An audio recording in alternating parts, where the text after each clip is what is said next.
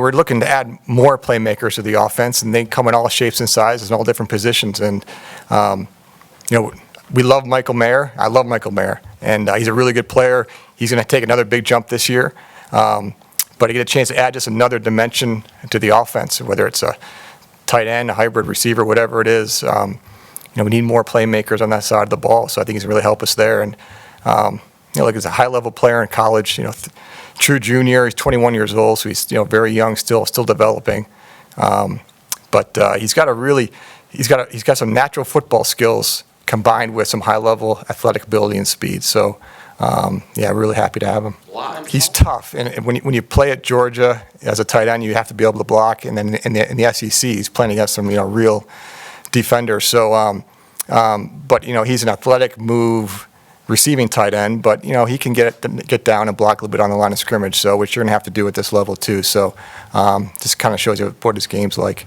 How hard did you try to move up to get a quarterback? Not particularly hard. Not particularly hard. We looked into it. Like I said in the pre-draft press conference, we kind of had a plan to maybe move up if the opportunity was there. It wasn't there, and kept moving. You told us a story about the Keenan Allen draft and kind of how that played out, and kind of drove home that point about taking the best player available. Pretty much everybody says that going into the draft. What does it take to actually sort of stick to that philosophy when you're on the clock and have to make a decision? Every situation is a little bit different, but you try and stick to that when you can.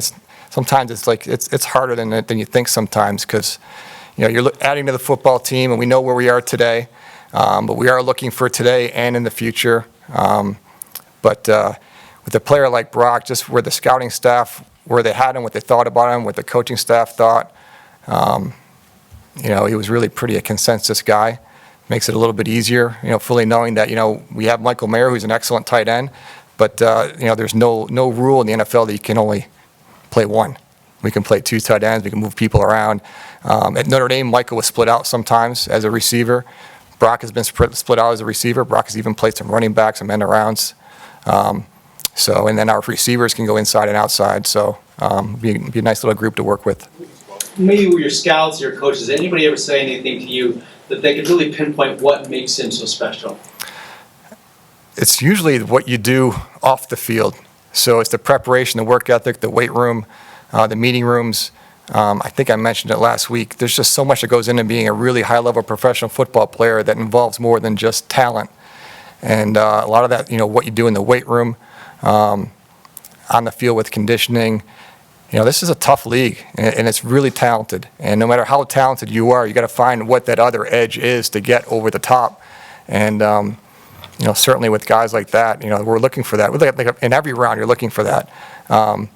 But as you talk to them, I think you'll get a feel for it. And I'm sure you guys will reach out to Georgia and whoever else, and I think you're going to hear the same thing about his work ethic, his character, and his football intelligence.